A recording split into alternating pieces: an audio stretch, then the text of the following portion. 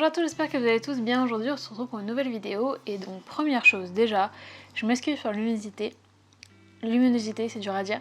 Parce que qui dit automne dit soleil qui s'est barré loin, très loin en vacances. Et donc forcément ici c'est pas top.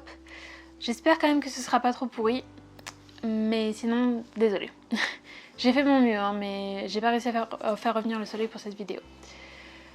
Aujourd'hui du coup c'est une vidéo que j'avais envie de vous faire parce que je me suis aperçue qu'il y a beaucoup de youtubeurs qui sortent des livres, enfin depuis un moment, hein. Je m'en suis pas aperçue du jour au lendemain. Et j'avais très envie d'en tester quelques-uns et je me suis dit pourquoi pas vous faire un retour. Alors je sais que beaucoup de gens ont déjà fait ce type de vidéo, le but c'est pas non plus de copier tout le monde, c'est vraiment de donner mon avis perso. Il y en a que j'aime, il y en a que j'aime moins, il y en a où j'ai carrément eu des coups de cœur, donc je vais vous en parler et puis pourquoi pas vous faire découvrir des livres que vous connaissez peut-être pas parce que vous suivez pas ces youtubeurs là. Et puis bon, je pense qu'il y a tellement de youtubeurs qui ont sorti de livres que c'est pas possible d'avoir la même sélection de partout. Donc dans cette vidéo je vais vous présenter 4 livres différents. Je ferai peut-être une partie 2 si ça vous plaît ou si j'ai envie. Clairement on va être honnête. À chaque fois j'ai pris des livres qui sont de la fiction, qui n'ont pas forcément de rapport avec la chaîne YouTube en elle-même, ou qui ne sont pas des témoignages parce que je me sens pas légitime à critiquer ça. Et des témoignages c'est toujours plus compliqué aussi à donner son avis je trouve, parce que forcément il y a quelque chose de ressenti. Donc je me suis limitée à la fiction et ça me va très bien parce que c'est ce que je lis d'habitude, donc c'est parfait.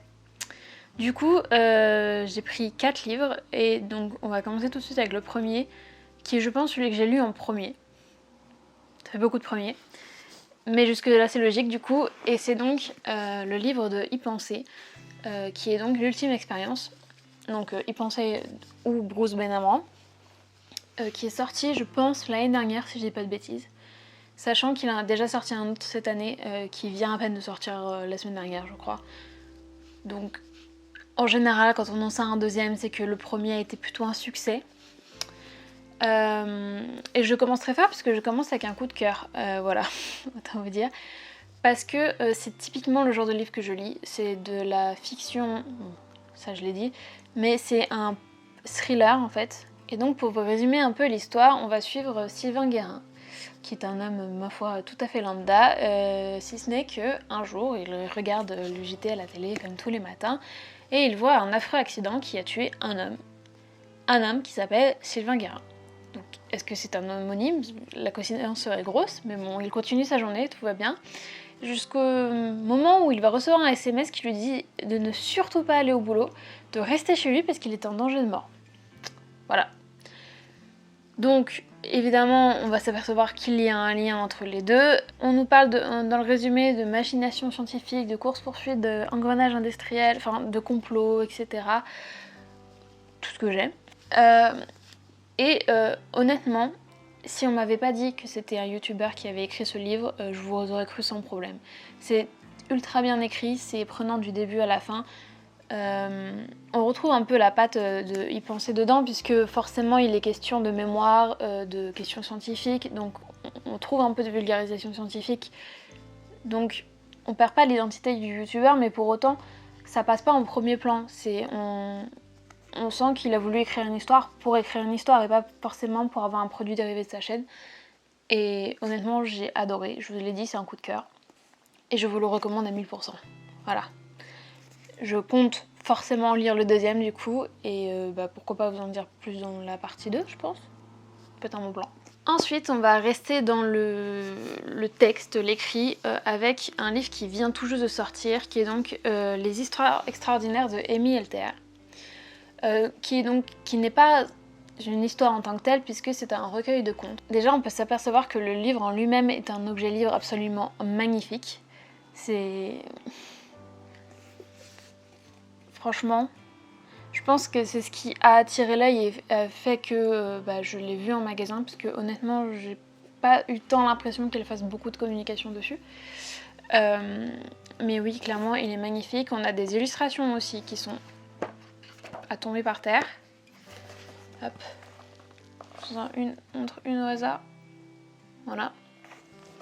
Donc évidemment c'est un recueil de contes, donc on peut se dire que c'est forcément axé pour les enfants. mais clairement je les ai lus et un adulte peut les lire sans aucun problème. Les morales du coup des contes sont vraiment très très bien tournées. Surtout qu'on a des thèmes qui sont plus d'actualité que les contes pour enfants classiques. On a un peu de tout en fait, et ça c'était vraiment cool. On a autant je crois qu'un développeur de jeux vidéo il me semble, qu'un serrurier, enfin on mélange un peu tous les univers et ça c'est vraiment bien. On n'a pas l'impression d'être dans un monde de princesses et que c'est un peu tout le temps la même chose. Et comme je disais, oui, il y a des thèmes d'actualité très très forts comme l'homosexualité, mais tournés en dérision de façon à ce qu'on comprenne la morale en fait. Toutes les histoires sont ultra poétiques, clairement elles peuvent être lues à des enfants sans aucun problème à voix haute. Clairement, encore une fois, j'aurais pas su que c'était Émile Tr qui l'avait écrit, enfin du moins j'aurais pas su que c'était une youtubeuse, ça m'aurait pas plus choqué que ça. Je suis en train de remarquer que, comme le précédent, c'est encore aux éditions Flammarion. Donc bon, apparemment c'est une valeur sûre. Certes, on retrouve la patte de la youtubeuse dedans, puisque elle est habituée à faire beaucoup de courts-métrages, à raconter beaucoup d'histoires, donc on sait qu'elle a un talent pour l'écriture absolument magnifique. Et on le retrouve fortement là-dedans.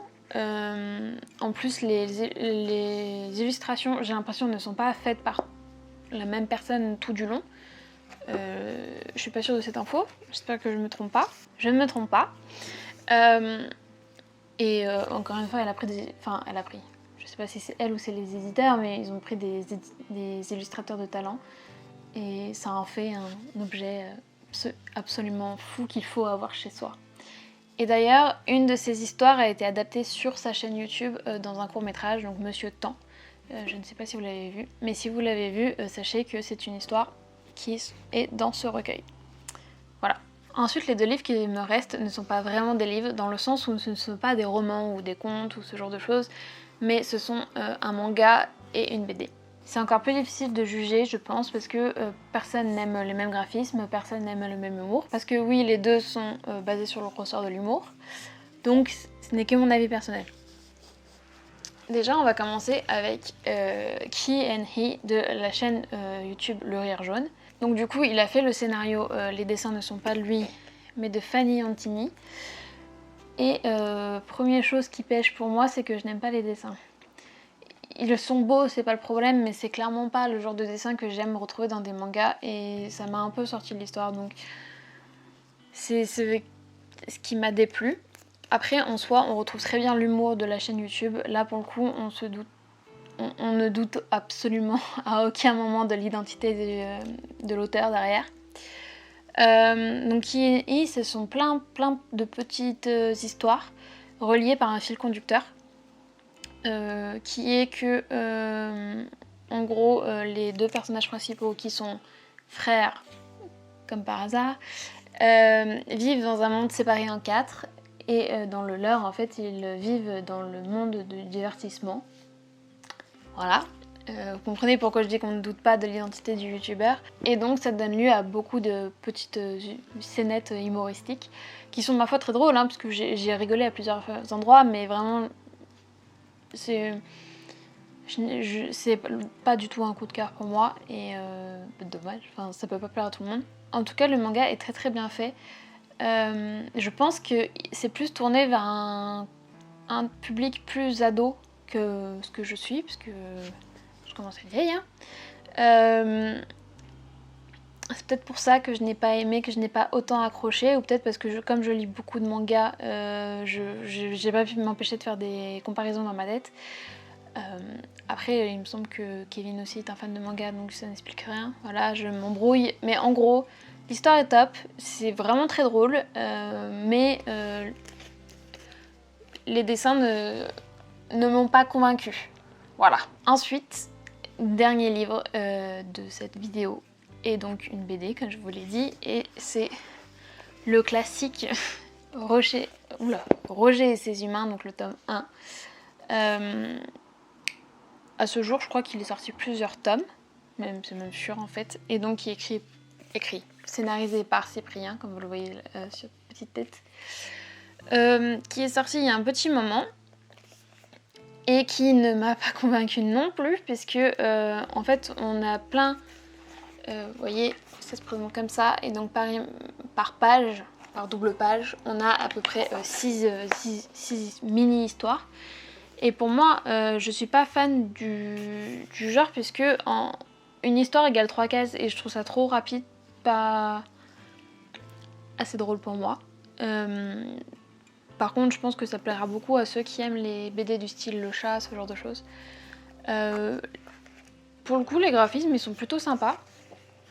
On est dans des couleurs très très pastel et enfin, c'est vraiment mignon. Encore une fois, je pense que c'est tourné par un public plus ado que moi. Mais je sais que, en plus de cette BD, puisqu'elle a eu un succès énorme quand même, il a fait une adaptation en dessin animé. Je suis quasiment sûre de ne pas dire de bêtises, et que vous pouvez trouver sur internet, il me semble. Et pour le coup, je pense que cet humour me fera plus rire en version dessin animé qu'en version BD. C'est ça le mot, j'ai du mal à parler, pardon. Puisque on prendra plus le temps de... Je sais pas, il y a un truc qui a bloqué chez moi. Pour autant, je dis pas que c'est pas bien. Surtout que d'habitude, c'est le genre d'humour qui me fait rire. Ils ont défini ça comme un concentré d'humour geek, décalé et cynique. Ce qui me décrit assez bien. Mais je sais pas, ça a pêché. En BD, c'est peut-être pas le bon format pour moi, voilà. Je regarderai peut-être le dessin animé, je retomberai en enfance comme ça. Voilà, je crois que je vous ai parlé de tous les livres de youtubeurs que j'ai lus pour le moment. Je pense pas en avoir oublié. Ça fait une vidéo assez courte puisque j'ai essayé de pas m'étaler à chaque fois, et puis je sais pas, c'est dur de critiquer le travail des autres puisque ils font juste un taf énorme et que ça reste un projet et que c'est juste ouf de faire ça. Même si mon avis est négatif sur certaines œuvres, enfin négatif même pas, je crois que j'ai pas détesté de choses, c'est juste qu'il y en a qui ne sont pas à mon goût. Je ne dénigre en rien le travail qu'ils ont fait, c'est juste un travail énorme, et c'est super qu'ils aient sorti ça. Si ça ne plaît pas à moi, ça peut plaire à d'autres, et je crois d'ailleurs que tous ont eu un sacré succès. Peut-être pas les deux premiers puisqu'ils sont plus récents et que j'ai pas les chiffres de vente en tête, donc je peux pas vous dire, mais je pense quand même qu'ils ont un sacré succès. N'hésitez pas à me dire en commentaire si vous avez envie que je refasse une vidéo comme ça avec d'autres œuvres, et n'hésitez pas aussi à me suggérer des œuvres que peut-être je ne connais pas encore, puisque je ne connais pas tous les youtubeurs de la Terre. N'hésitez pas à vous abonner pour suivre mes prochaines vidéos, et moi je vous dis à la prochaine. Bye!